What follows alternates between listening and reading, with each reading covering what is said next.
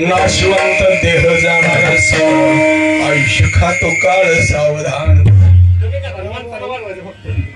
संत समागमी धरावी आवडी संत समागमी धरावी आवडी करावे तातडी परमार्थी नाशवंत देह जाणार सकळ आयुष्य खातो काळ सावधान तुका म्हणे हे लोकीच्या व्यवहारे तुका व्यवहारे नका डोळे धुरे फरुळे राहो महायोग पेटे तटे भीमन काय स्कंदमानंद कंदम ब्रह्मलिंगम भजे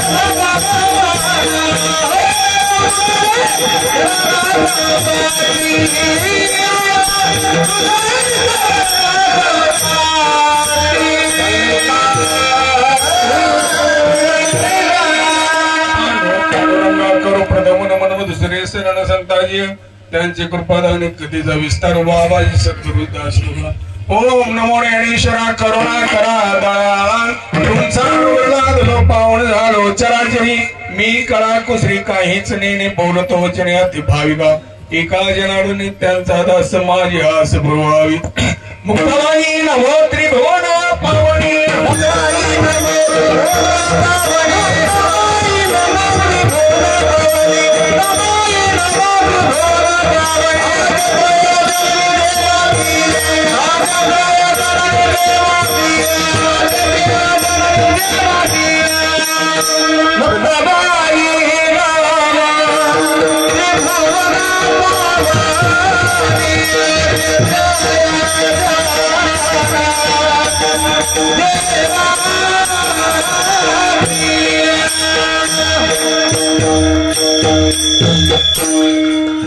प्रथम नमन करू गणनाथा उमाशंकरच्या स्वतःच्या नावावर ठेवणी माता साठांगी आता दंडवट दुसरी बंधू शारदाची चतुराची आत्मजावा सिद्धी पावी सदा तया माझा दंडवत आता बंधू देव ब्राह्मण त्यांचे पुण्य पावन प्रसन्न होती श्रोतेजन तया माझे दंडवत आता बंधू साधू सज्जन नित्य हृदय हरिश ध्यान विठ्ठल नाम उच्चारिजन तया माझे दंडवट आता रंगू आता बंधू रंग भूमिका आता बंधू रंग भूमिका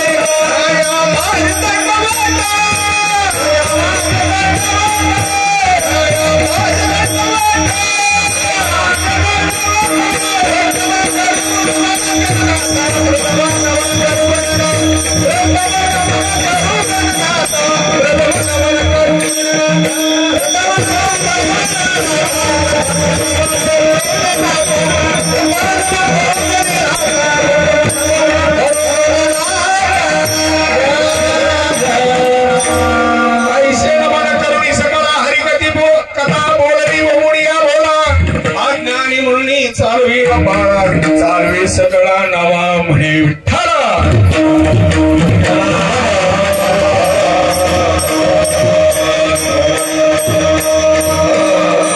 क्षणोक्षणी हाची करावा विचार करावा अपार भोशंदू नाशवंत देह जाणार सकळ आयुष्य घात काळ सावधान संत समागमी धरावे आवडी करावी तातडे परमार्थी तुका म्हणे हे लोकीच्या व्यवहारी नका डोळे धोरे भरुणे नाशवंत देह जाणार सकळ आयुष्य घात काळ सावधान प्रस्तुत शिवेसाठी निवडलेला हा अभंग पण गात्यातील 2553 क्रमांकाचा आहे आणि ह्या अभंगात जगद्गुरु जगत वंदनीय श्रेष्ठ वैराग्यवान मूर्ती अहो वारकरी संप्रदायाचे कळस असणारे नवे नवे ही दुसरं आश्चर्य जगात आता तुम्ही ग्रीन्स बुकात नोंद असेल ती 7 आश्चर्य असतील 8 आश्चर्य असतील पण आमच्या जर ह्या संप्रदायाच्या म्हणण्याप्रमाणे ह्या संप्रदायात ही दुसरं आश्चर्य पहिलं आश्चर्य ही जड शरीर घेऊन धर्मराज या स्वर्गाला गेला आणि दुसरं जड शरीर घेऊन तुकाराम महाराज असे महान तुम्हा मला उपदेश केलेला हे 4 विचारण्याचा अभंग आहे. अभंग बोलण्यापूर्वी थोडा परिहार देणं गरजेचं आहे. या ठिकाणी आज आपण सर्वजण पै पाहुणे मित्रमंडळी अधिकारी वर्ग नोकर वर्ग आणि कुणी सत्ताधारी आणि मान सन्मानी असणारे आमचे या ठिकाणचे आदरणीय अनिल महाराज मोहिते गायक यांच्या चरणी नतमस्तक होतो. दुसरे पप्पू महाराज आगलावे यांच्या चरणावर नतमस्तक होतो आणि उत्कृष्ट असे पकवाजे विशाल महाराज दराडे यांच्या चरणावर नतमस्तक होतो आणि आमचे साथीला असणारे पांडुरंग महाराज भोंग आणि निमगाव परिसरातील भजनी मंडळ यांच्या चरणावर नतमस्तक होतो आणि आपल्या संत मायबापाच्या चरणावर नतमस्तक होतो आणि सेवेला या ठिकाणी सुरुवात करत आहोत. पण सेवेला सुरुवात करताना प्रत्येकाला नियम आहेत. मी 2 मिनिटात नियम सांगतो. श्रोत्याने ही मांडी इकडे उचलस तर कीर्तन संपलं पाहिजे. अहो तेवढं गायनवाल्याला तेवढे टेन्शन आहे की महाराजाचा शब्द काय पडतोय, प्रमाण कुठं आले, हे प्रमाण गायकांना उचलायचं ही टेन्शन आहे. पाखवाजवाल्याला टेन्शन आहे, कुणाच्या शब्द तोडत पडतो हे टेन्शन आहे. तुम्ही म्हणाल सर्वांना बंधन आहे, मग महाराज मोकळे का? नाही, महाराजांना तर मूळ बंधन आहे, नाथ महाराजांनी घातलंय. भक्ती ज्ञानाविरहित गोष्टी इतरांना कराव्या, प्रेम भरे वैराग्याच्या मूर्ती विवरा, जेणेकरून ठसावी अंतरी मूर्ती श्री हरीची, ऐशी कीर्तन मर्यादा आहे संतांच्या घरची. ही कीर्तन मर्यादा आहे. ह्या कीर्तनकारांनी ह्या व्यासांच्या गादीवर विनोद आणि दुःखावर, म्हणजे ज्याला दुःख खाजावलं म्हणतो का नाही, तसं दुःखावर ही करायचं नाही. आणि पुन्हा दुःखात माणूस लोटायचा. आजचा दुःखाचा कार्यक्रम आपण वर्ष श्राद्ध हा का करतो? या ठिकाणी कीर्तनकारांनी काय करायचं?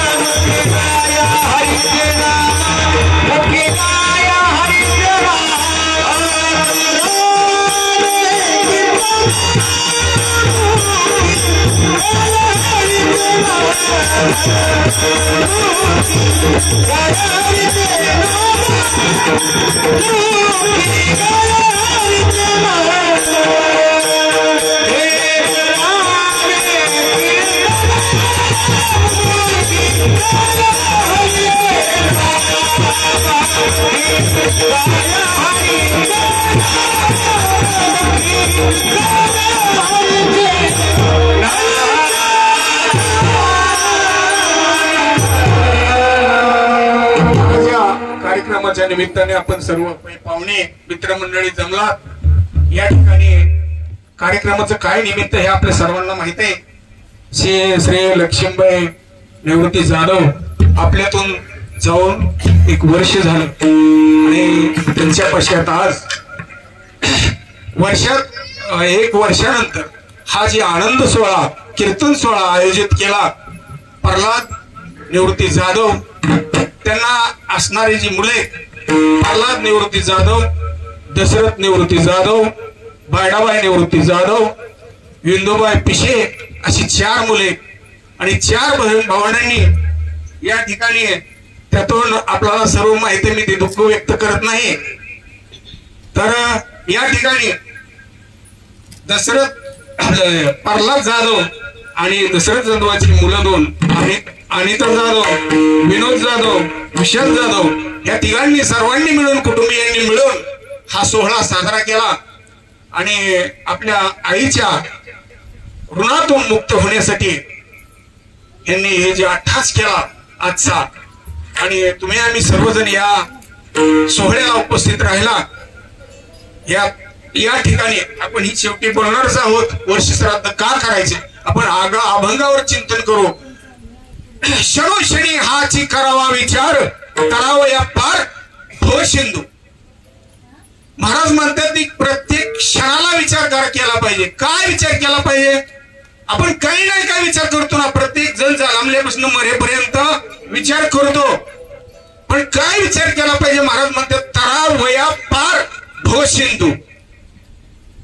म्हणजे तरावय आपल्याला काय तरुण जायचंय, पास करून भवसिंधू म्हणजे मोठा समुद्र, मोठा समुद्र. भव म्हणजे मोठा, सिंधू समुद्राचं नाव आहे सिंधू. भवसिंधू ही संसार रूपी सागर आहे. या सागरातून तरुण जायचंय आपल्याला. या ठिकाणी प्रत्येकाला, तुम्हाला मला सर्वाला. म्हणून महाराज म्हणतात की प्रत्येक क्षणाचा विचार केला पाहिजे, प्रत्येक क्षणाचा विचार केला पाहिजे.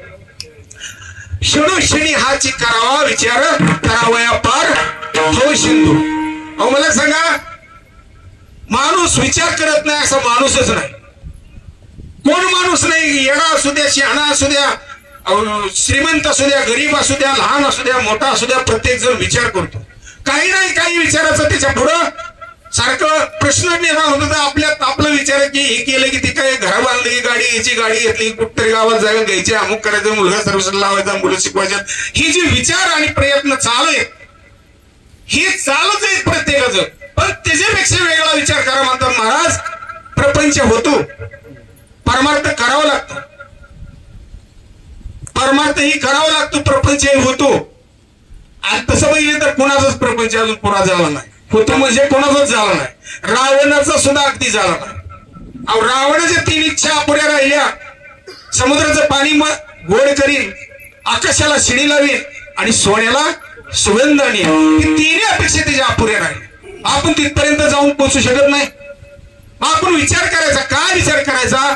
आपण या जन्मात अहो 84 कोटी प्रत्येकाला फिरून आलेला हा पाप पुण्य ज्यावेळेस समान होईल, पाप पुण्य करून जन्मा येते प्राणी, हा मनुष्य प्राणी देह मिळालाय.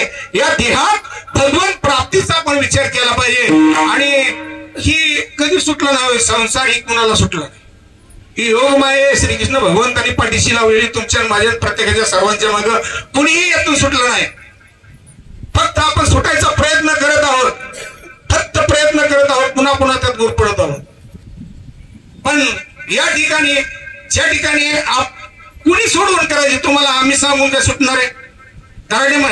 विशाल महाराजांनी सांगू सुटणार आहे? अहो मी नाही संत सांगू हकारुनी सांगे तो का नाम घेता राहू नका. कुणाचा ऐकलं का नाही? कुणी सोडवण करायची? फुली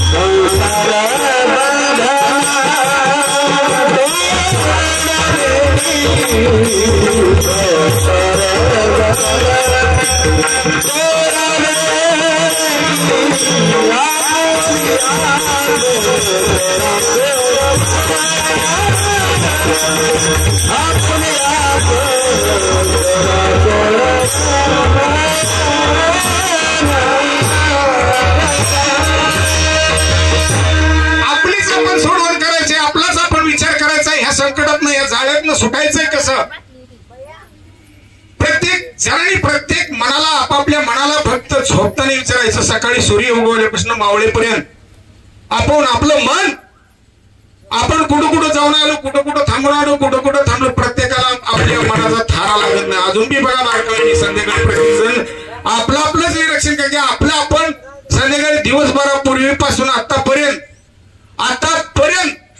म्हणजे सकाळी सूर्य उगवल्यापासून मावळेपर्यंत काय काय मनात आलं, काय काय केलं आणि काय काय विचार आलं, काय काय केलं, हे प्रत्येकाला आपल्याला सुद्धा ठोकळा लागत नाही. महाराज म्हणतात क्षणक्षणी हाची करावा विचार तरावय अपार भव सिंधू. पण ठीक आहे. अहो एक घटना सांगतो तुम्हाला मी परवाची बारामतीची. महाराज काय घटना महाराज? अहो चिमुकल्या 2 मुली, थरणा बांड पोऱ्या संसारचा आचारी.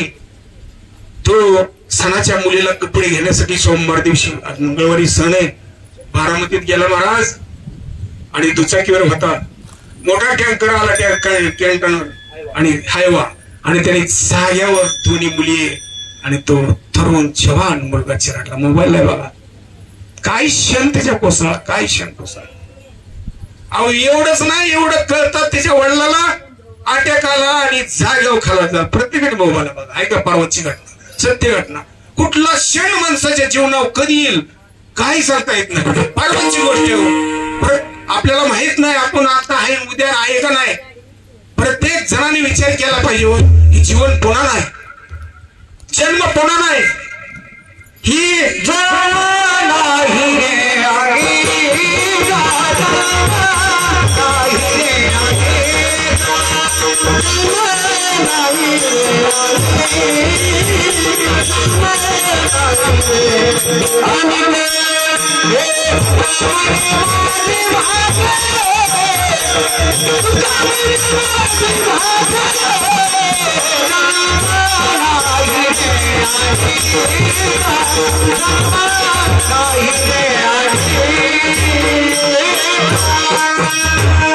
नाही रे. आणि तू का म्हणे माझी बाक सिंगल मध्ये कसं आहे, प्रत्येक चिरण 4 आहेत, कमीत कमी 3 तरी सुटली पाहिजे. हिकडले तिकडले जर आपण बात आणत बसलो तर परत ह्या ज्ञानी माणसं असते ती इकडले तिकडे बात आणतो. मी सांगतो की उभारून असलं अध्यात्माचं काहीतरी आपण अध्यात्म पद्धतीने चरण सोडू. आपण अध्यात्मात क्षणोक्षणी हाच क्षणाला किती महत्व आहे. एक आपण महाभारतात जाऊ आणि महाभारतात ज्या वेळेस अर्जुन विद्या शिकण्यासाठी वनात गेला आणि द्रोणाचार्याकडे तो विद्या शिकू लागला. द्रोणाचार्याकडून विद्या पूर्ण झाली, तो शस्त्रास्त्रात प्रवीण झाला आणि तो एकदम पुरेपूर त्याचा पूर्ण अभ्यास झाला. आणि अर्जुनाला सांगितलं आणि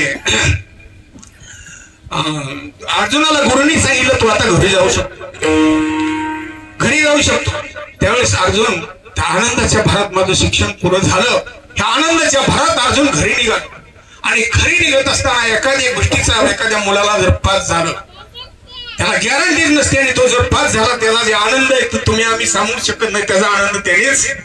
एखादा आपला 10 वर्ष झालं 10 एकर जमीन आहे, पाणीच नाही आणि तिने 10-15 बोरं मारली नाही, एका बोरला 3-4 इंच पाणी लागलं. त्याचा जे आनंद आहे तसा अर्जुनाला आनंद झाला, अगदी तसा. आणि त्या आनंदाच्या भरात होणे आणि अर्जुन द्रोणाचार्याचं दर्शन सुद्धा विसरला आणि एकदम वनाच्या जंगलाच्या बाहेर ज्यावेळेस आला त्यावेळेस मारुतीने सांगितलं याची परीक्षा घ्यायची. मग मारुतीराईने काय केलं, अर्जुनाने काय केलं बघा. आता जंगलाच्या बाहेर आले की बाण सोडायला सुरुवात केली. बाणाला बाण शिडी तयार केली आणि त्याच्या मनात एकच होता आकाशापर्यंत शिडी मी तयार करीन. त्यावेळेस हनुमंतरायाने समोरून आले. हनुमंतरायाने म्हटले अरे शूरवीरा हे काय करतोयस तू, इथपर्यंत आकाशापर्यंत तू शिडी तयार करत निघालास. त्यावेळेस अर्जुनाने सांगितलं मी आकाश स्वर्गापर्यंत शिडी तयार करणार आहे. झाली का तयार? अरे पण हे टिकणार नाही, वर जाता येणार नाही याच्यावर. ही तुझ्या बाण कुठे टिकतात का? अर्जुनाला छाती गर्वाने फुगलेली होती महाराज विद्येची. विद्यवान कलावान त्यांच्याकडे लगेच ग चिकटतो.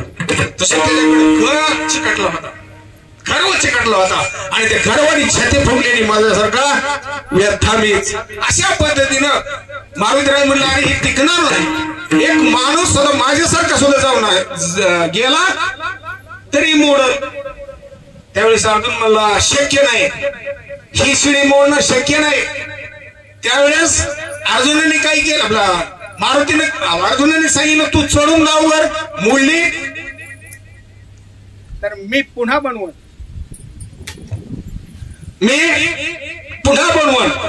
तर त्यावेळेस मारुतीराईने काय केलं, एक पाय दिला की कडकड शिडी जागेला मोडली. जागेला मोडली. यांचं भांडण चालू झालं. अर्जुनाचा गर्व जास्त पेटला. अर्जुन अरे मरकटा म्हणला एका पायाने माझी शिडी, मी एवढा धनुर्विद्या शिकलेला म्हणजे एवढा विद्येत प्रवीण असणारा आणि तू मोडतोस. त्यावेळेस आता ह्यांचं भांडण चालू झालं. त्यावेळेस श्रीकृष्ण भगवंताने एका ब्राह्मणाच्या रूपात त्या ठिकाणी प्रवेश केला आणि सांगितलं थांबा, का भांडण करत चालू आहे तुमचं? त्यावेळेस सांगितलं दोन्ही श्रीकृष्ण भगवंताचे भक्त. त्यावेळेस महाराज म्हणले, अर्जुन म्हणला मी शिडी केली आणि हे एका पायाने मोडली.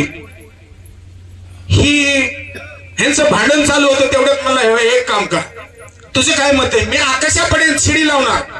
मारुती तुझं काय मत आहे? मी सहज मोडणार. मी सहज मोडणार. अर्जुन म्हणला जर सहज मोडली, आता तू जर सहज मोडली तर मी तुझा दास, पैस लाव पैस. अर्जुन म्हणला मी तुझा दास होऊन राहील, आणि नाहीच मोडली तर मारुती म्हणलं मी तुझा दास होईल. आता ही पैस झाली. पैसेला श्रीकृष्ण भगवान कोणाच्या रूपात? ब्राह्मणाच्या रूपात त्या ठिकाणी भर भर भर भर धनुष्याचे बाण एकामागो एक लावले, शिडी तयार केले आणि मारुती राईने पहिला पाय दिला. आता त्यावेळेस थोडं मारुतीची गरज होती, मारुतीचा गर्व हरण करायचा होता श्रीकृष्ण भगवंताला. त्यांनी काय केलं, गुप्त रूपात सुदर्शन चक्र शिडीच्या खाली पाठवलं. मारुतीला आता मुळ मारुतीने पहिला पाय दिला, दुसरा पाय दिला. जेवढी ताकद आहे तेवढी लावली, पण शिडी थोडी बी लवचिक होईना. मारुतीला हरल्यावर आजपर्यंत मारुती राय कुठे हरले नव्हते. आज हरले मारुतीसारखा राग मारुतीलाच आला. त्यांच्या रागाच्या त्या ताकदीप्रमाणे त्यांनी ती जसा पर्वत उचलला करंगळीनं, त्या पद्धतीने त्यांनी ताकद लावली महाराज, पण शिडी थोडी बी हल्ली नाही.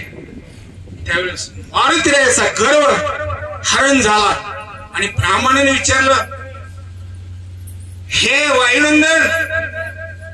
त्यावेळेस विचार केला, वायुनंदन म्हणून हाक मारतो, हा कोण आहे ब्राह्मण?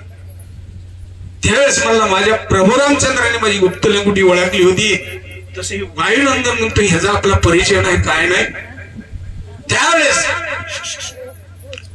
थोडा विचार केला आणि शांतपणे मारुतीरायाने सांगितलं, आपला ब्राह्मणाने सांगितलं, हा विजय हा पराजय मान्य आहे का? त्यावेळेस मारुतीराय म्हणले, ठीक आहे, मान्य आहे मला. मी 3 वेळा प्रयत्न केला पण शिडी हल्ली नाही. पण प्रभू तुम्ही जी वायू म्हणला, नक्कीच तुम्ही माझे स्वामी, मला प्रत्यक्ष दर्शन द्या. प्रभू रामचंद्राने अर्जुनासमोर प्रभू रामचंद्राचं स्वरूप घेऊन मारुतीला दर्शन दिलं आणि मारुतीचा गर्व हरण झाला आणि अर्जुनाला तो श्रीकृष्ण दिसत होता. पुढे आले, 18 दिवसाचं युद्ध चालू झालं. आपल्याला थोडक्यात सांगायचं, 18 दिवसाचं युद्ध चालू झालं. युद्ध चालू झाल्यावर त्या ठिकाणी अर्जुनाला सांगितलं श्रीकृष्णाने, तुझे त्या मारुतीचं स्तवन कर आणि त्याला बोलव, रथावर बसवाय. त्यावेळेस मारुतीचं स्तवन केलं आणि रथावर सांगितलं. मारुती त्या ठिकाणी हजर राहिले. काही काम आहे, कशासाठी बोलवलं बोला. त्यावेळेस अर्जुनाने सांगितलं, आमचं युद्ध संपेपर्यंत दास या रथावर थांबायचं. म्हणून अर्जुन पैसले रथी, पुढे गणपती, ध्वजावर बसले मारुती.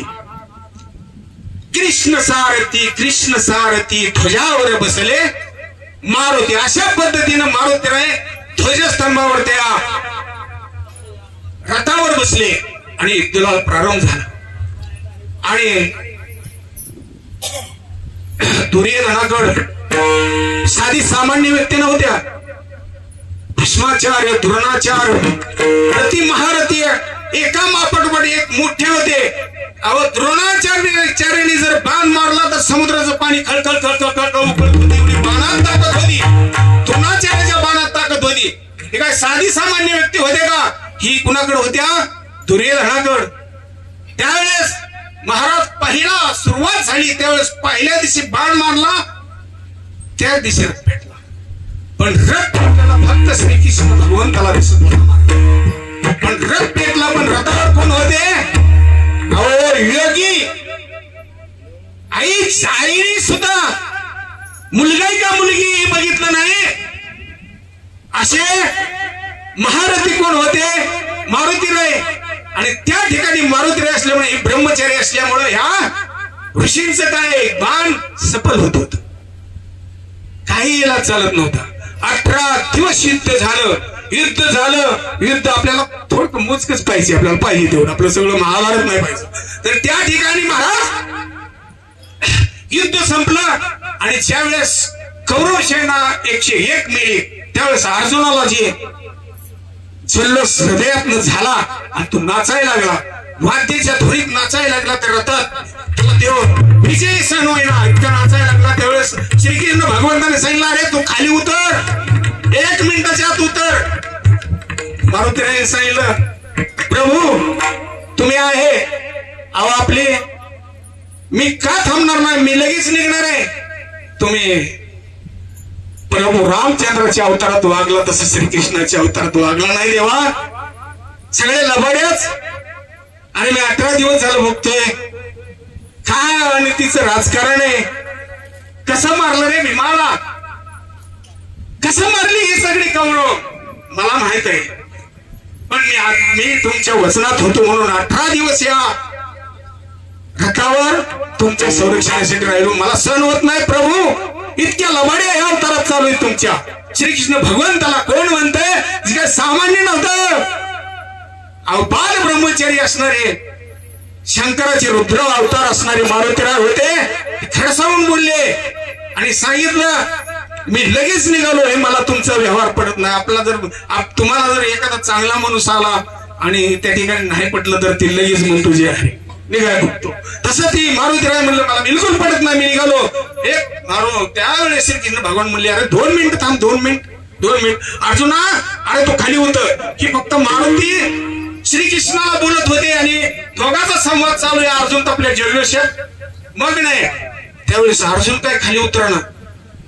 श्रीकृष्ण भगवान वर चढले आणि सांगितलं अरे लवकर उतर. हा जर योगी जर गेला तर 1 सेकंद बी लागणार ना आपल्याला मरा. 1 सेकंद. मग ऐका नाच अर्जुन.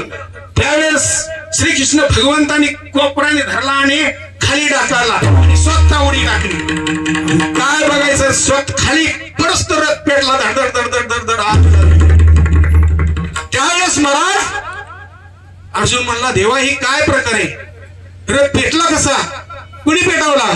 अरे अर्जुना हा रथ पहिल्या दिवशी पेटला होता की साधे व्यक्ती नाही. द्रोणाचार्य भीष्माचार्य रथी महारथी एवढे मोठे ही जी योद्धे आहेत एका बाणात समुद्राचं पाणी खळखळ खळखळ उकळलं जाते की ताकद यांच्या बाणात आहे. पहिल्या दिवशी रथ पेटला होता. पण आपले ही संन्यासी मारुतीराव वर असल्यामुळं आपला बचाव लागला. ते निघून गेले आणि त्या ठिकाणी किती राहिला होता वेळ. अहो 1-2 सेकंदाचा 1 सेकंद. तेवढ्या सेकंद एका क्षणात भगवंतांनी खाली टाकला अभंगाचं पहिलंच. क्षण क्षणी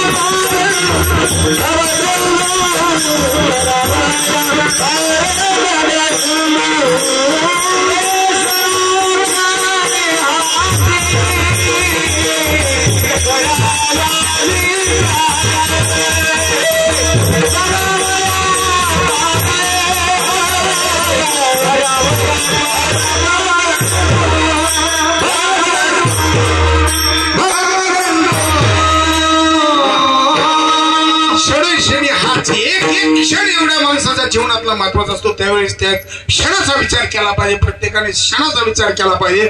म्हणून महाराज म्हणतात प्रत्येक क्षणाला किंमत आहे. नाही क्षणाला किंमत आहे. अहो हे नाशिवंत देह आहे जाणार सकळ कधी ना कधी जाणार आहे. प्रत्येकाला माहिती आहे आपल्याला प्रत्येकाला माहिती आहे आपण मरणार आहे. कोणाला माहित नाही मरणार नाही.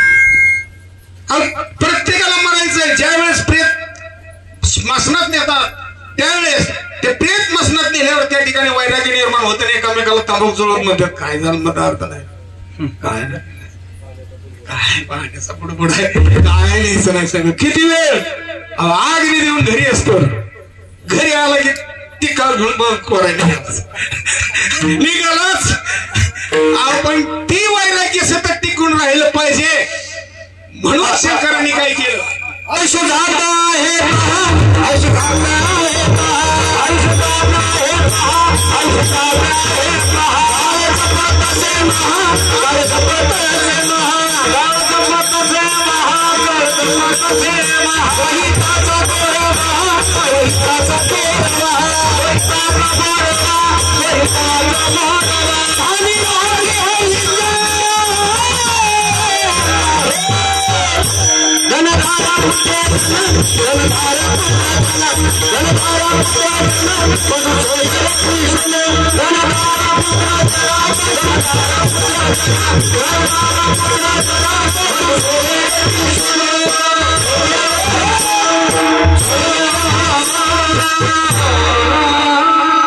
सगळं माहित आहे, कुणाला माहित नाही मरणार आहे, प्रत्येकाला माहित आहे. मरायचं आहे प्रत्येकाला माहित आहे. आजा मेला पंजा मेला देखत देखत नातू पंतू तो आपल्या समोर गेलेली माणसं इथे. अहो आपण थोडा विचार करायचा. आपल्या पंजाचं नाव सांगा. कोण सांगते हात वर करून? आपला पंजा आहे ना, त्याच्या पंजाचं नाव सांगा. आपल्या पंजाने इस्टेट जपून ठेवली आजपर्यंत, त्याचा फुटू नाही घरात आपल्या पंजाचा. पण लक्षात ठेवाय 400-450 वर्ष पूर्वी लिहिलेला अभंग आणि तुकाराम महाराज परमार्थातला आणि परपंचातला फरक आहे. ज्या मुलासाठी त्यांनी इस्टेट थोतरला गाठी मारून शिळ भाकरी खाऊन तुकडं खाऊन उपाशी मारून जी जतन करून ठेवलेली इस्टेट, तो मुलगा त्या आजच्या पंजाचा फोटो पंजाचा नाहीच. वडिलाचा असेल ठीक आहे, पण पंजाचा नाही हो. त्यांनी इस्टेट ठेवलेली पिढीजात आलेली इस्टेट आहे. आणि मला वाटतं पिढीजात आलेली इस्टेटीत जवळजवळ 50% लोकांच्यात वाढ नाही. काय जशी आहे तशी आहे, गेली असेल कमी झाली असेल उलटी. आणि आता झाली शिक्षणाने प्रगती झाली, तो भाग वेगळा. आणखी 50% लोक आपल्या समाजातली भरपूर सुधारली. मी समाजावर बोलत नाही, प्रत्येकाचा लहान मोठा प्रगतीचा जर भाग बघितला गेल्या 20-25 वर्षाच्या काळात आणि आजच्या काळात एवढी मोठी प्रगती झाली महाराज. ह्या आधुनिक पद्धतीचं सगळं जग आलं, आधुनिक तंत्रज्ञान आलं आणि कुठलंही कुठं पाणी नेलं गेलं, कुठलंही कुठं भागाईत झालं, बाळाचं मुळ झालं, सगळं चांगलं झालं. पण अहंकार आला महाराज. कसं प्रत्येकाला अहंकार आला. अहो कोण कोणाला मानायला तयार नाही, कोण कोणाला वेळ मर्यादा सगळे. ह्याला काय आला आमचा उद्योग पडला आम्हाला. त्या वय मर्यादा सुद्धा माणसं सांभाळतो नाही. कोणी कोणाला माना, कोणी कोणाला किंमत देणार, ही एक खेद करायसारखी गोष्ट निर्माण झाली महाराज. जेवढी प्रगती झाली पण हिंदू धर्माची अधोगती झाली. मला सांगा थोडा मोठ्यांना पहिली लोक किती किंमत देत होती, मानत होती. आज साधं विसरायला सुद्धा तयार नाहीत कोणी कोणाला. जाऊ दे विषय सोडा. आपला विषय काय? नाशिवंत देह जाणार सकळ आयुष्य खातो काळ सावधान. आपलं शरीर एक ना एक दिवस जाणार आहे. मला सांगा हे शरीराचं काय झालं? काही नाही. बकरी कापली, बोकड कापलं, बकरी कापली आणि कातड त्या मुसलमानाने लगेच ताजेचे ताजं उलगडलं आणि असं वर टाकलं लाकडावर. त्यावेळेस ते थरथर कापत होत आणि त्यावेळेस त्या कातडीत आवाज आला, अरे ऐका नाही न्याय करता कोण आहे जगाचा पालन पोषण करणारा? त्या कातडीतनं धुरी आला. त्यावेळेस श्रीकृष्ण भगवान प्रगट झाले आणि बोल काय तुझी इच्छा? मी प्रसन्न आहे, मी जगाचा मालक आहे. त्यावेळेस सांगितलं, अरे मी जिवंतपणे माझा उद्धार नाही झाला, आता तू काय उद्धार करणार? ही कातडी, अरे तू तीच माग. मला एकच कर, मी तुझ्यापाशी आलोय, तू माझ्यापाशी आलाय, हे कातडीची गाठभेट झाली, ही सगळ्या जगाला कळू दे. त्यावेळेस भगवंतांनी सांगितलं, तुझ्या कातड प्रत्येक माझ्या नामचिंतनात सुद्धा तुझा मान राहील. ही वाचते कातडच महाराज, सगळं कातडच आहे. भगवंतांनी त्याचा उद्धार केला महाराज. कातडीचा सुद्धा तुमचा आमचा का करणार नाही? पण पण आपण शरण जाऊ शकत नाही. त्या कातड्याचा, जनावरांच्या कातड्याचा उपयोग झाला, माणसाचं काही सुद्धा उपयोग होत नाही. नाशिवंत देह, नासका देह लगेच पुरून जाळून तुकडं खास करतात, काय घेवत नाही. तुम्ही मला एक शिकारू होता, शिकारू, तुम्हाला एक थोडस उदाहरण सांगतो.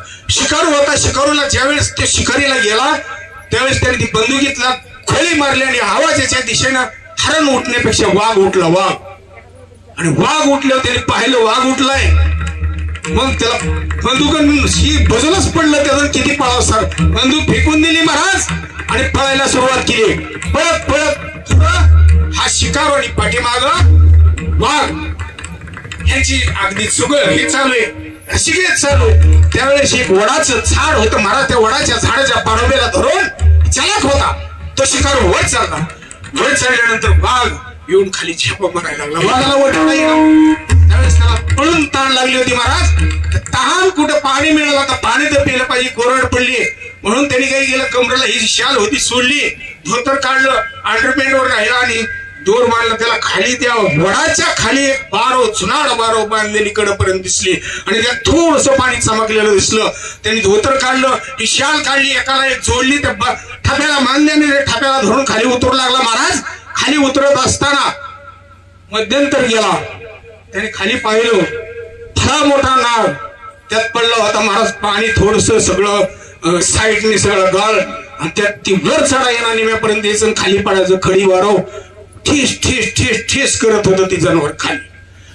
त्याने वर पाहिलं वाघ, खाली पाहिलं नाग, आणि हिसका बसला की त्याच फांदीला महाराज आगी मोहळ होत आणि ती आगी मोहळ एकदम उठलं. मग काय त्यांनी जे आगी केलं सगळं, कुठं बी धरायला लागली की माश्या, कुठे बी चावायला लागल्या. त्यावेळेस ह्याला ताण लागलेली, हळूच मधाचा कांदा फुटला घर्षणाने आणि एवढ्या दुःखात त्याने झीप पसरली आणि मध चाटू लागला. किती सुख बघताय काय माझ्याकडे. तेवढ्या 2 उंदरं आली महाराज, एक पांढरा आणि एक काळा. पांढरा कुठं उंदीर असतो का, पण असतो कीर्तनात, तुमच्या लक्षात येईल मी काय सांगतो ती पुढं. पांढरा उंदीर आला एकाकडनं करताडायला लागला, काळा उंदीर आला एकीकडून कुरताडायला लागला. आता ती बघतोय दोर कुरताडतोय, बघतोय दोर कुरताडतोय, थोडं थोडं थोडं कुरताडतोय, काळा थोडा कुरताडतोय, पांढरा थोडा कुरताडतोय. हा कोण बघतोय, तो शिकारू बघतोय. पण त्यातनं मी मधाचा थेंब आलेला पुढे जीव पसरतो. त्याला माहिती आता तुटल्यावर खाली पिसाळलेला नाग आहे, आपल्याला जिवंत ठेवेल का.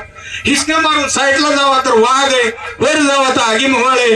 अशा अवस्थेत अहो बघताय का आपली अवस्था आहे, लक्षात ठेवा. ही आपली अवस्था आहे. ही मोहळाच्या माशामध्ये देणं घेणं लोकांचं, ही प्रचरणी जनसेन माशी चावल कुठं अपमान करेल, ही माशी आहेत. आपण एक शिकारू, आपल्या आयुष्याचा दोर एक दिवस गेला की पांढऱ्या उंदरांनी तोडला. तुटला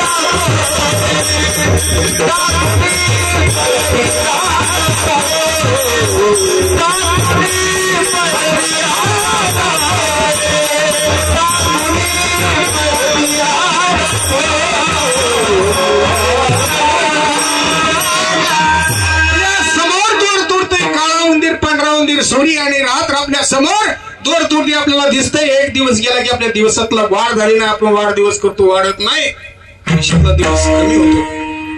हे कसं आहे, तुम्ही जन्मलेल्या दिवसाचं वर्षानंतर अभिष्ट चिंतन म्हणून 16 साजरा करता, तो भाग वेगळा, पण वाढदिवस नाही, वाढीव दिवस नाही आयुष्यात, लक्षात ठेवा. तसं प्रत्येकाच्या जीवनात तुमच्या माझ्या ही काळ पाठीमागे लागलाय.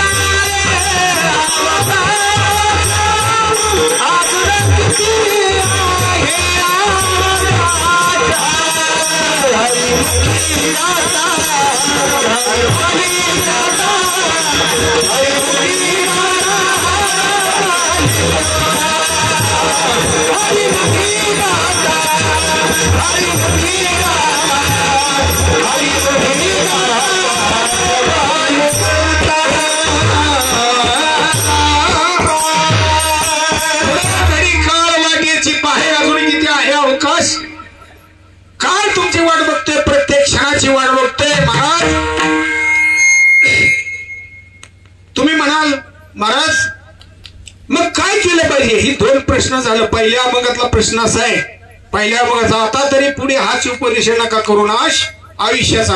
दुसऱ्या चरणात काय सांगलं? नाशिवंत देह जाणार सकळ आयुष्य खातो काळ सावधान. हे दोन्ही प्रश्न झाले, त्याचे उत्तर बघा. नाशिवंत क्षणोक्षणी हाच करावा विचार करावया फार भयशंतू. त्याचा तिसऱ्या चरणात आहे संत, त्याचं होतं संत समागमी धारावी आवडी करावी तातडी पारमार्थी. पहिला प्रश्न झाला, काय झाला? क्षणोक्षणी हाच करावा विचार. काय विचार करा? तरावया पार भवसिंधू. पण भवसिंधू पार करायला काय केलं पाहिजे? तिसरं चरण सांगतं संत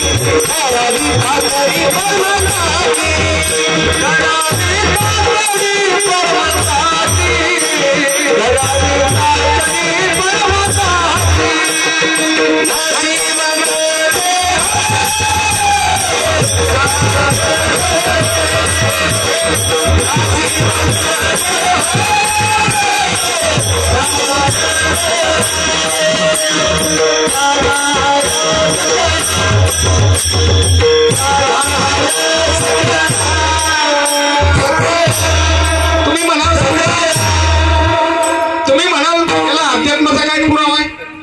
कुणी केली बाबा तातडी परमार्थाची क्षणाक्षणा? कोणी केली?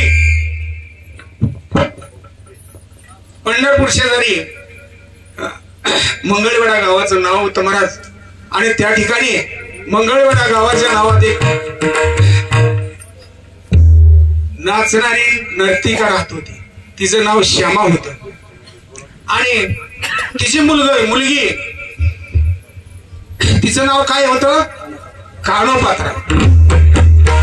आता ही मुलगी लहानाची मोठी शिक्षण केलं, तिला नाच शिकवले. आता ती कलावंत होती, नाचणारी होती, नर्तिका होती.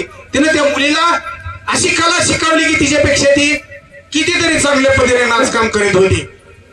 एक दिवशी तिनं विचारलं, श्यामा नायकेने विचारलं, कानोपात्रा, अगं तू उपवर झाली, आता तुझं लग्न केलं पाहिजे, आपण एक मोठा राजाचा बघू, कुणीही तुला पसंत करेल.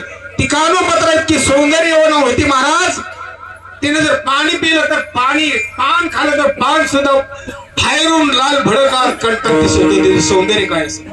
तिने सांगितलं, माझ्यापेक्षा कोणी सौंदर्यवान असेल त्याच्याशी मी लग्न करीन. आता या हट्ट मुलीचा काही काळ गेला आणि एके दिवशी दिंडी निघाली होती पंढरपूरला. दिंडी निघाली होती. तुकाराम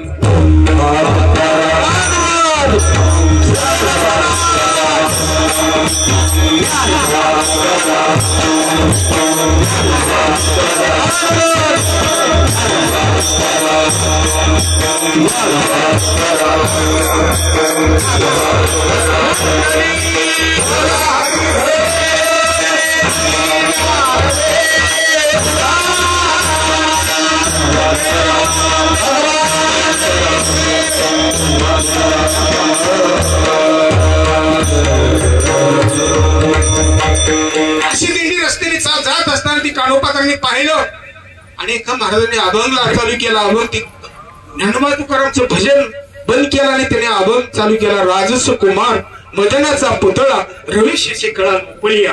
ही ज्यावेळेस कानात वेळ नाही मला वाटतं की म्हणा, पण काय करणार आता 15-20 मिनिटात कसंच वाढवणार अवघड चाललंय. थोडं थोडं चालतंय ठीक आहे. मग त्या ठिकाणी महाराज तो जे अभंग सुरू केलेला वारकऱ्यांनी राजस कुमार मदनाचा पुतळा रवी शेषकळा लोपले हे शब्द ज्यावेळेस कानोपात्राच्या कानावर आलं त्यावेळेस तिला वाटलं की हा राजस कुमार मदनाचा पुतळा म्हणजे माझ्यापेक्षा श्रेष्ठ असला पाहिजे, आपली इच्छा पूर्ण होईल अशा हिशोबाने ती पळत गेली आणि वारकऱ्याच्या चरणावर नतमस्तक झाली. आणि वारकऱ्याला विचारलं कुठं निघालं. त्यावेळेस त्याने सांगितलं पंढरपूरला आमची वारी आता आषाढी आली जवळ, कार्तिकी आली जवळ, आम्ही निघालो. अहो तुम्ही जे वर्णन करता असा तुमचा भगवान परमात्मा आहे का? आहे, तसाच आहे, म्हणून तर आम्ही त्याचे तेवढं गुण गातो, तेवढं वर्णन करतो.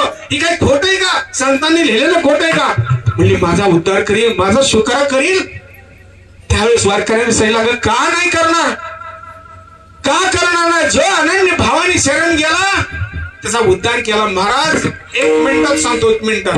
वाल्या कोळ्यांनी 7 रांजण भरलं महुरीच्या खडे इतकं नामचिंतनाने त्याचा उद्धार झाला. उद्धार झाला नव्हे त्यांनी जसं लिहिलं तसं रामाला वागावं लागलं, अवतार घ्यावा लागला. एवढी नामात ताकद आहे माझी, एवढी नामात. आणि का तुझं करणार नाही? तीच राम, तीच कृष्ण, तीच पांडुरंग आहे. आणि ती वारकऱ्यांनी वचन दिलं. कोणाला दिलं? कानोपात्राला. आणि हिला सांगितलं तुझा उद्धार, तुझा शुकर नक्की भगवान श्रीकृष्ण परमात्मा विटेवर असणारे पांडुरंग करतील. त्यावेळेस ती त्यांच्या बरोबर निघाली आणि मंदिरात आली. महाराज 2 दिवस 3 दिवस 4 दिवस काला झाला, पौर्णिमेचा काला झाला, सर्व लोक आपापल्या घरी गेले. पण कानोपात्रा बिलकुल नाव काढलं नाही घरी जायचं. तिने रमून गेली आणि तिने विचार केला हा राजस कुमार मदनाचा पुतळा, ही तर काळी होणार मूर्ती समोर, ही काय आहे प्रकार? ही वारकऱ्यांनी फसवलं आपल्याला. ती एकांतात गेली, दरवाजा लावला, इकडे तिकडे बडवी गेलेलं पाहायला आणि मधल्या वेळात दरवाजा लावला आणि कानोपात्राने डोकं ठेवलं. प्रभू अरे काय फसवणूक आहे, वारकऱ्यांनी मला फसवून आणलं रे. मी त्यांचा अभंग ऐकला, राजस कुमार मदनाचा पुतळा. राजस कुमार मदनाचा पुतळा रवी शेषकळा लोकलिया. आणि ही तर काय काळी भंगार मूर्ती तुझी, आणि तुझं रूप कसलं, तू दगड बोलणार सुद्धा ना.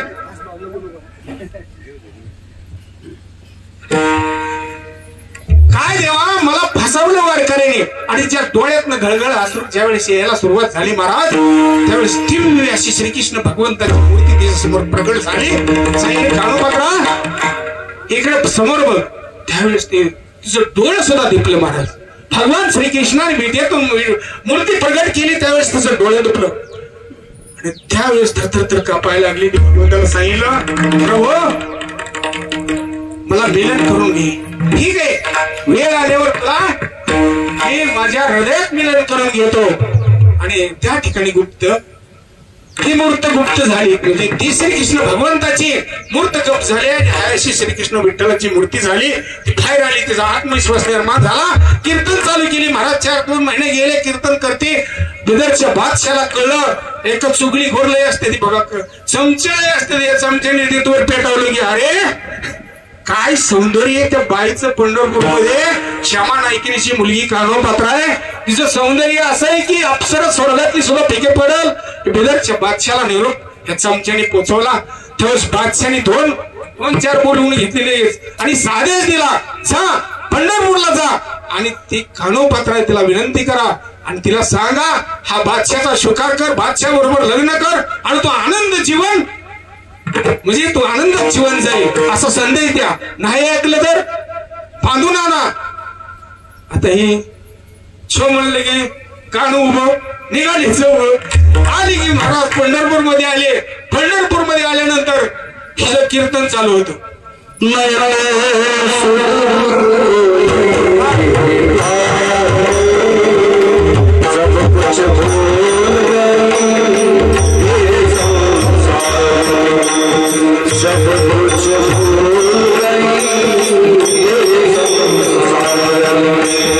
जो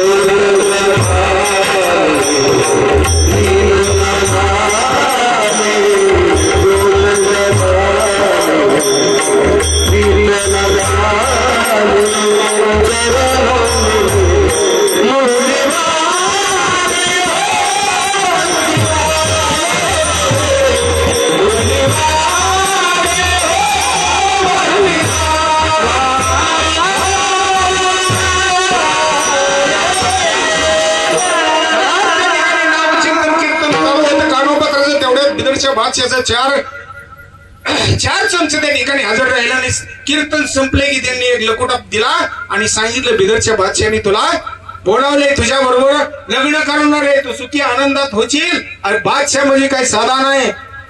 बिदरचा बादशाह अहो मोठी जागिरी, तिला सगळं सांगितलं समजून, तिनं लकोटा वाचला. त्यावेळेस म्हणले मी नाही आली तर मी येऊ शकत नाही. तिनं सांगितलं मी येऊच शकत नाही. म्हणलं तू कशी येत नाही, आम्ही बघतो, आमची भाषा वापरावं लागेल तुला.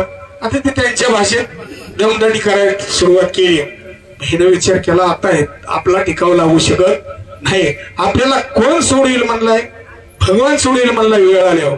हिनं सांगितलं ठीक आहे तुम्ही इथंच थांबा, मी फक्त दर्शन घेऊन येते. आणि महाराज ते दर्शनाला आत गेले, दरवाजा बंद केला, प्रभू करून हाक मारली. त्यावेळेस भगवंताने कानोपत्र्याला मिलन करून घेतलं, तिचा आत्मा आपल्या शरीरात मिलन करून घेतला. ती धाडशीने शरीर पाडला आणि आवाज दिला बडव्या. आवाज आला मंदिरातनं, बडवे पळत गेले. आणि त्यावेळेस बडवे म्हणले आतापर्यंत आवाज ऐकला नाही आणि इथं कुणी नाही, इथं प्रेत पडलंय. पुन्हा हिने दोघं चौघ गेलेले, दरवाजा लावला, पुन्हा आवाज ऐकून म्हणली. अशी दिलगीर झालेली. तेवढ्यात विठ्ठलच्या मूर्तीत आवाज झाला बडवे हो, ही प्रेत उचला आणि दक्षिण बाजूला लगेच नेऊन पुरा, एक त्या ठिकाणी पुरा, त्याच्यावर माती टाका, आळ करा आणि पाणी वता, त्या ठिकाणी झाड लगेच उगवून येईल. आता हे बडव्यांनी दक्षिण दरवाज्यात नसूच नेलं, महाराज प्रेत उचलून नेलं, खड्डा खांदला, 2 मिनिटाच्या आत टाकली आत कानोपात्रा. ही सभामंडप पुढे, कानोपात्रा कुठे बघितलं का, झाड इकडे बघितलं ना, वाळलेलं झाड आहे.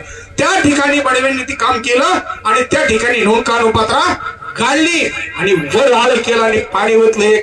5 मिनिटात तरटीचं झाड डोक्यात उगवून आलं.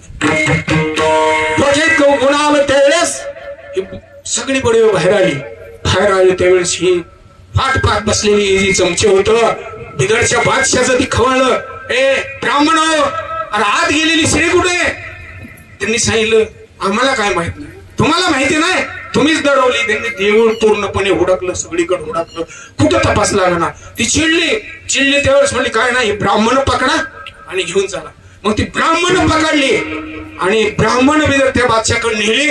त्यावेळेस बादशाने विचारलं ब्राह्मण हो, ही स्त्री ज्यावेळेस मंदिरात आली त्यावेळेस तुम्ही काय केलं, खरं सांगा, तुमच्या पांडुरंगाची शपथ आहे. त्यावेळेस पांडुरंगाची शपथ घातल्यामुळे ब्राह्मण बडवे यांनी काय केलं, सगळं खरं सांगितलं. आवाज आला विटेतनं आणि आम्ही त्या ठिकाणी मंदिरात गेलो, आमच्या समोर हिचं प्रेत पडलं होतं, ते प्रेत उचलाय सांगितलं भगवंताने, या ठिकाणी पुराय सांगितलं, पुरलं आणि त्या ठिकाणी 2 मिनिटाच्या आत पाणी वतत तरटीचं झाड डोक्यात कालय. काही सांगताय तुम्ही, हे सगळं खरंय महाराज. मग बादशाह सहित सगळं सारा जाऊन पंढरपूर. मग सगळी आली त्या ठिकाणी आणि बादशाने विचारलं खरंय. बादशाह गेला आणि तरटीच्या झाडाचं पान तोडलं, रक्ताची पिचकारी आली. बादशाच्या अंगावर शिर उठलं. बादशाने दुसरं पान तोडलं, रक्त. आज किती दिवस तर त्या पानाचं रक्त येत होतं महाराज. पुन्हा ती पान तोडायची बंदी घातली. आता त्या ठिकाणी ती जी कानोपात्राचं जी लाकूड आहे ते बघा ना, पुढच्या पिढीला माहित होण्यासाठी ती साखर दंडाडी बांधून ती लाकूड कमायना ठेवले.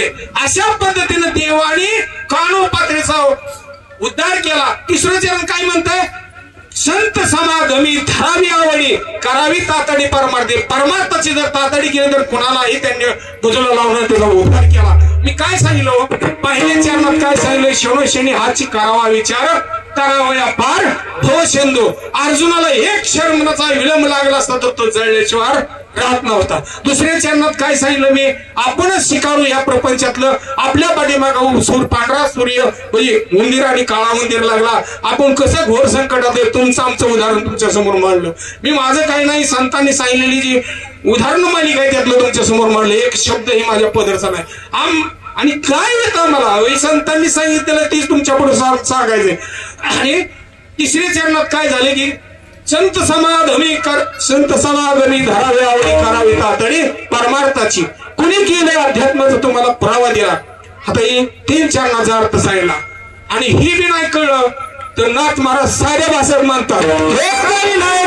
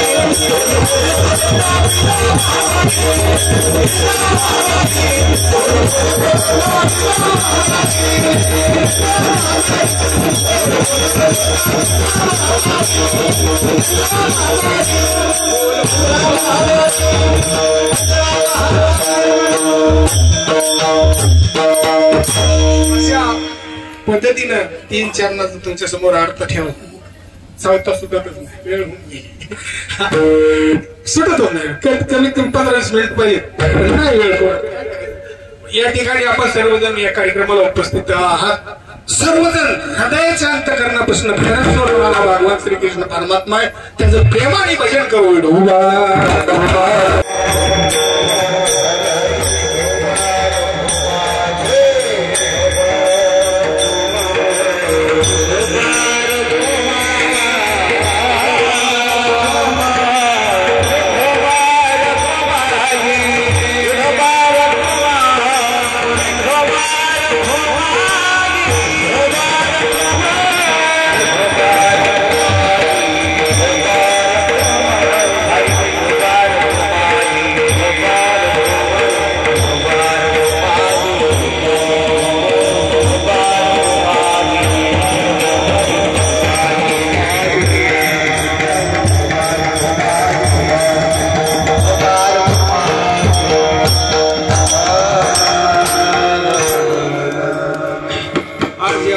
लक्ष्मीबाई निवृत्ती जाधव यांच्या पुण्यस्मरण वर्षश्राद्धाच्या निमित्त आपण या ठिकाणी जमलो आहोत वर्षश्राद्ध का करायचं 2 मिनिटात सांगतो वर्षश्राद्ध का करायचं माणूस जन्माला आला पाप आणि पुण्य तुमच्या माझ्या हातात नाही पाप करता पुण्य घडे पुण्य करता पाप घडे कुणालाही त्याचा हिशोब करता येत नाही हिशोब करायला असताना ते जर समजलं असतं तुम्ही व्यवहार ठरवला असता 500 रुपयातलं 400 खर्चले 100 शिल्लक राहू द्या तसं पाप एवढं झालंय पुण्य एवढं झालंय एवढं खर्चा पाप करायला हरकत नाही ते आपल्या हातात नाही ही जी काय घटना माणसाच्या आयुष्यात काय घडली असतील बरं वाईट कमी जास्त प्रत्येकाच्या हातात तुमच्या माझ्या प्रत्येकाच्या पाप आणि पुण्य आपल्या हातात नाही अशी अवस्थेत ते जीवन गेलेलं असतं ते जीवनाचा मृत्यूनंतर हे आपण जी विधी करतो पहिला विधी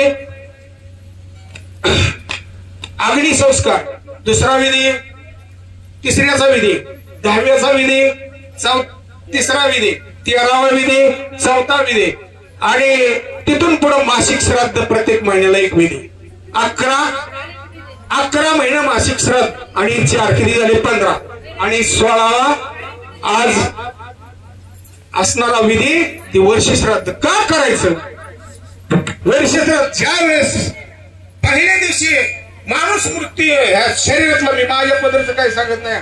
ही गरुड पुराण वाचून सांगतो. माझी काही एवढं काही मी वाचलंय ती तुमच्या पुढं मी सांगतो. आणि ही ही बी नाही बरं का. कॉपी कॉपी कॉपी करून पास नाही. कॉपी करून पास नाही. ही पूर्ण अभ्यास करून 70-72 ग्रंथ वाचले नंतर कमर बांधली. बरं असं कॅसेट मधली कॉपी करायची ती तुम्हाला सांगायचं असं नाही. एखाद्याने कोणी बी विचारा कुठल्या अध्यात्म कुठं आहे मला निवांत वेळ झाला मी त्याला सांगतो. म्हणजे मी लय असं ओळखले असं सांगत नाही पण प्रयत्न करतोय तेवढा. आणि त्या ठिकाणी ज्यावेळेस मृत्यू होतो माणसाचा जीव निघून जातो त्यावेळेस 6 तासात पहिल्या 6 तास स्वर्गाला जीव पुचवून त्या ठिकाणी हजेरी लावून परत रिटर्न सोडतो. जा अरे ही एवढी लोक रडतात तुझं काय आणलंय बघ तू जा परत लगेच लावतात. किती तासात 6 तासात रिटर्न परत येतो. म्हणून प्रेताला 6 तास आग्नी द्यायचा नसतो मेल्यापासून. शास्त्र आहे 6 तास वेळ जातोच म्हणा पण द्यायचा नसतो. 6 तासात तो जर जीव परत आला त्या ठिकाणी तर ते जीव प्रत्येक कोण रडतंय कोणावर प्रेम आहे कोण पत्नी कोण मुलं जे आपलं आपलं जवळचे नातेवाईक येते त्याच्या प्रत्येकापाशी जाऊन समजूत घालतो. त्याला आवाज येत नाही त्याला शरीर नाही ती सूक्ष्म अवस्थेत दिसत नाही पण नुसतं तरमळतो. 3ऱ्या दिवसापासून त्याला सूक्ष्म शरीर या सुरुवात होतं आणि 10व्याच्या विधी दिवशी शरीर सूक्ष्म शरीर एवढं स्वरूप त्याला पूर्णपणे तयार होतं. 3 दिवस तो राहतो आणि 13व्याचा विधी झाला की तो स्वर्ग लोकाचा प्रवास पुन्हा चालू होतो. आणि असंही महाराज स्वर्ग लोकाचा प्रवास चालू असताना महिन्याला एक नगर आहे 12 नगर पास करीत तो मृत्यू प्रत्येक महिन्याला तो थकला की त्या ठिकाणी भूक लागते पाणी लागतं त्यावेळेस तुम्ही सुगंधाच्या रूपाने मासिक श्राद्ध देता आणि ते दिलं पाहिजे. अशी 11 श्राद्ध झाली आणि 12वं वर्ष श्राद्ध आहे त्यावेळेस वर्ष श्राद्धा दिवशी तो जीव परत पाठवला जातो आणि सांगितलं जातं हो तुझी यादी तुझ्या आयुष्यात एवढं पाप झालं एवढं पुण्य झालंय.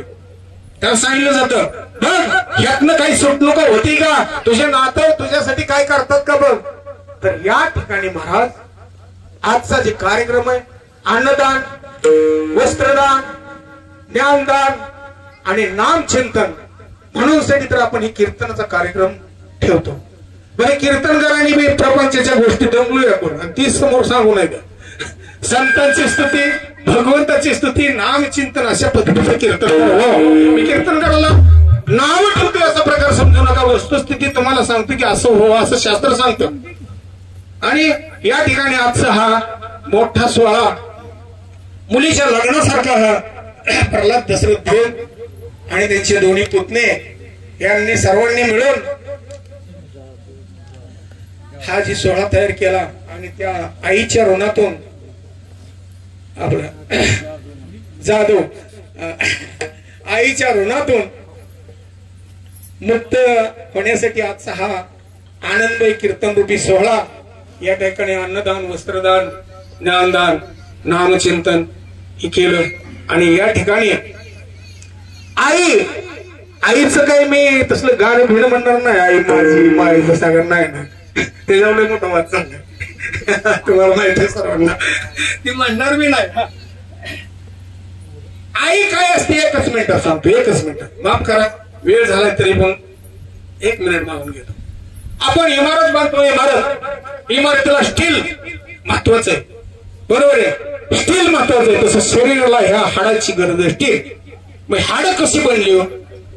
आता थोडस योगशास्त्रात जाऊ हे तुमचं विज्ञानशास्त्र साईडला राहिलं योगशास्त्रात सांगतो तुम्हाला की ज्यावेळेस 3 महिने मुलाला गर्भात होते 3 महिने ते 6 महिन्यानंतर ही मांस मच्छर हे डोकं सगळं निर्माण होतं आणि हाडाला बारीकशी सुरुवात होती. पण हाड कशी बनतात हाड आज शरीरात कशी बनतात. माऊलीच्या हृदयात महाराज दुधाच्या वाहिन्या वेगळ्या रक्ताच्या वाहिन्या वेगळ्या आणि दुधाच्या वाहिन्या पूर्ण गर्भाशयात फिरून येतात आणि त्यात घर्षण जसं लाईट कशी तयार होती कोयन्यात पाण्यापासून तसं दुधापासून घर्षणाने ती हाड बनत जातो महाराज. आणि ती हाड बनली परिपक्व पूर्ण हाड झाली. दुधाला काय म्हणलं जातं इंग्लिश मध्ये कॅल्शियम त्यात काय कॅल्शियम. हाडाला काय म्हणलं कॅल्शियम. मला काय इंग्लिश येत नाही तुमच्या समोर. दुईला कॅल्शियम ही दुधापासून तयार झालेली ताकदीची हाड. महाराज ज्यावेळेस ही हाडं तयार होतात आणि आपण अग्नी संस्कार करतो, मांस जळलेलं असते, रक्त जळलेलं असते, सर्वची सर्व जळलेलं असते, पण हाड जळत नाही. बघा तुम्ही लोखंड अग्नी जाळतो, लोखंडाला सुद्धा अग्नीनं सोडलं नाही, अजिबात सोडलं नाही. आणि त्या ठिकाणी हाड मात्र शिल्लक राहते ती. त्याला अग्निपुराण वाचला. अग्निपुराण काय सांगतं, मी आजपर्यंत कोणालाही सोडलं नाही, पण आईच्या दुधापासून निर्माण झालेल्या हाडाचा मी अपमान करणार नाही. अग्नीनं शपथ घेतली महाराज. म्हणून हाड तुम्हाला मला हायशी दिसत. योग पुराण सांगतो. दुसरी गोष्ट, 1500 रुपये 1000 रुपये लिटरने रक्त मिळलं जातं. 1000 रुपयाला रक्त पीडित गेलं तर 1000 रुपयाला पेशंट आजारी त्याला 1 लिटर रक्त भरायचं 1000 रुपयाला मिळलं जातं. आणि ती रक्त एचं बीला चालत नाही, बीचं सीला चालत नाही. बरोबर आहे का चूक? बरोबर आहे ना. एक ते प्रत्येक गटाची गटाला 30 रक्त पाहिजे. एचं एलाच पाहिजे, बीचं बीलाच पाहिजे, महाराज सीचं सीलाच पाहिजे.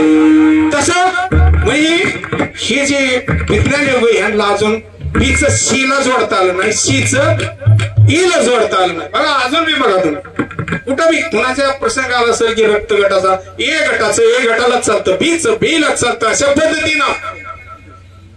आता रक्त वडिलांचं बी गटाचं आहे, आईचं ए गटाचं आहे, आणि मुलाचा गर्भ बी गटाचा वाढतो. लक्षपूर्वक आहे का तर समजेल मी काय सांगतो. बी गटाचं रक्त वडिलांचं आहे, ए गटाचं रक्त आईचं आहे, आईचं ए गटाचा रक्ताच्या गर्भशयीत बी गट तयार होतो.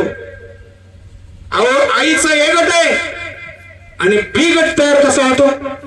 ए गट बी गट वडिलाचा आहे, ए गट आईचा आहे, पण आईच्या गर्भशयीत ना आईचा झाला पाहिजे ना ए गट, पण तो बी गट तयार होतो. त्याचं का, ती फिल्टर मशीन फक्त आईच्या बेंबीत आहे. आजपर्यंत विज्ञानाला सक्षम झाली नाही महाराज ती फिल्टर मशीन, पण आईच्या बेंबीतल्या रक्त फिल्टर करायची एवढी ताकद आहे. तसंच आईच्या दुधापासून तयार झालेली हाडं अजून अग्नी जाळू शकलं नाही. आणि त्या अशा माता मौलीच्या आज ऋणातून आमचे प्रल्हाद जाधव आणि नातेवाईक इष्ट मंडळी सगळी ऋणातून मोकळी झाली. आणि त्या आत्म्याला आपलं या ठिकाणचं कीर्तन अन्नदान आणि या ठिकाणी जे काय ते करणार आहेत ते सर्वांचं फळ आज त्या शिवाच्या परमात्म्याला म्हणजे त्या प्राणाला सोडवण्यासाठी आजचा हा कार्यक्रम आहे. ह्याच पुण्यकर्म आहे की सर्व जे सर्व त्या प्राण्याला प्राण्याबरोबर ही पुण्यकर्म जात. म्हणून साठी आजचा हा कीर्तन 8 करायचा यासाठी केला होता. 8 शेवटचा दिवस गोडवाय ही शेवटचा दिवस आहे ना आजचा विधीचा. या ठिकाणी विधी का करायचं, नामचिंतन, ही अन्नदान, वस्त्रदान, ही ज्ञानदान, ब्राह्मण विधी, सगळ्या गोष्टी करायच्या फक्त त्या प्राणाला त्या पापातनं सुटी मिळावं. म्हणजे प्रत्येक माणसाच्या आतनं काही नाही काय घडलेलं असतं आयुष्यात. कोणी वारकरी असो, टाळकरी असो, माळकरी असो, कोणीही असो, कोणालाही हे कर्माने सोडले का, कर्माने कोणाला सोडलं नाही महाराज. आता वेळ नाही आपल्याला. या ठिकाणी आपण जी झालेली सेवा माऊलीच्या चरणी, या माता माऊलीच्या चरणी, या तुमच्या संत मायबापाच्या चरणी आणि तुमच्या समोर असणाऱ्या श्रोते मायबापाच्या चरणी मी नतमस्तक होतो आणि या ठिकाणी सेवेला पूर्ण विराम देतो.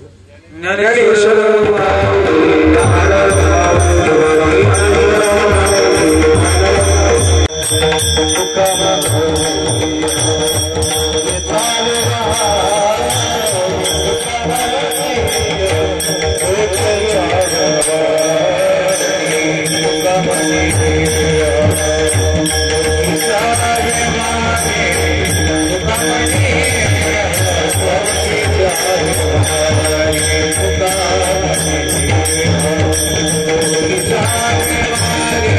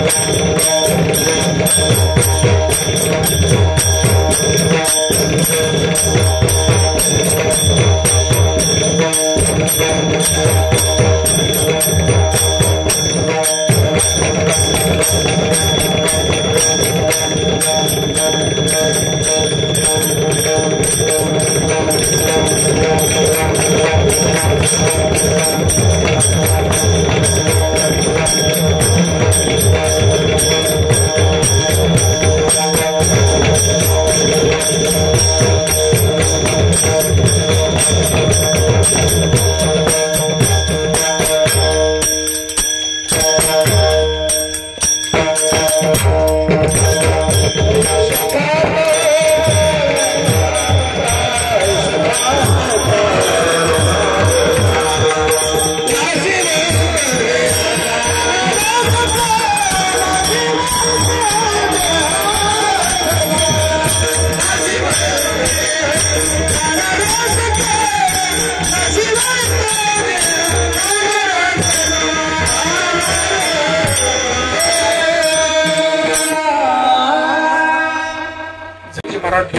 बरोबर आहे रामरावजी महाराज डोक यांच्या चरणी समर्पित करतो. क्षणोक्षणी हाच करावा विचार करावा या पार भवसिद्ध नाशिवंत देह जाणार सकळ आयुष्य कतो काळ सावधान संत समागमी धरावे आवडी करावी तातडी परमार्थाची.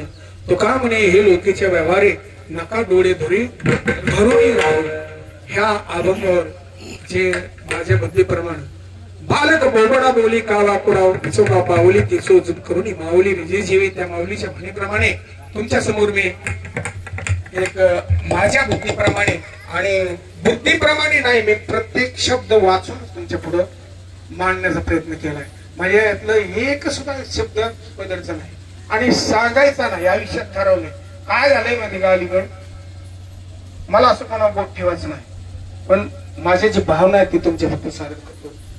त्याच त्या मोठ्या मोठ्या कीर्तनकारांनी तुमच्या आमच्या भावनेशी खेळून एक आर्थिक शोषण चालू केलंय मला.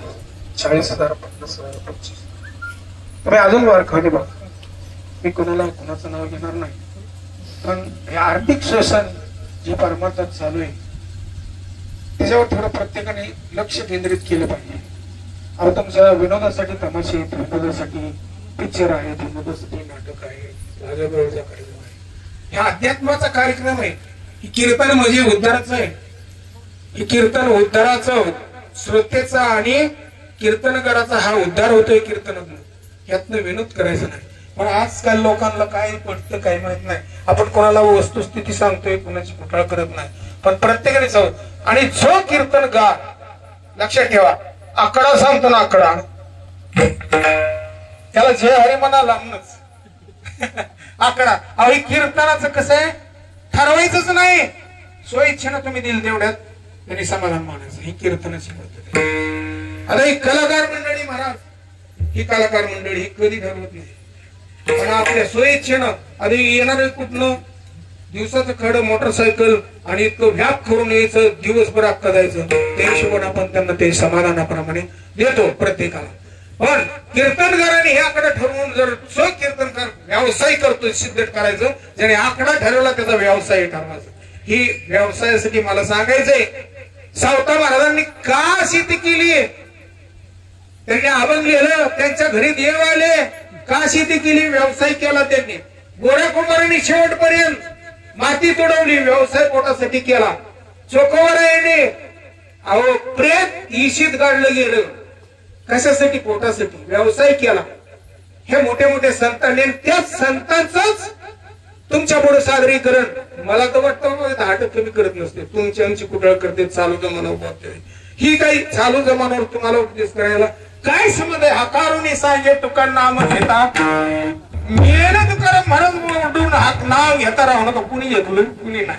जे त्याचा मनाचा जे त्याचा भावनेचा जे त्याच्या बुद्धीचा प्रश्न आहे. कीर्तनात ही झालेली सेवा मी तुमच्या संत मायबापाच्या चरणी मी सांगत नाही बरं का की पण तुम्ही कसं आहे ते उद्देशून मोठ्या कीर्तनकाराला बोलतोय असं समजू नका. मोठा कोण जिले पैसे घेतो ते मोठा अहो काय मला हे जेव्हा नकोच आहे बोलायला काय दात होत आपलं असते तर कोणाला काय म्हणायचं. त्याच्यापेक्षा या ठिकाणी सेवेला पूर्ण म्हणून ज्ञानी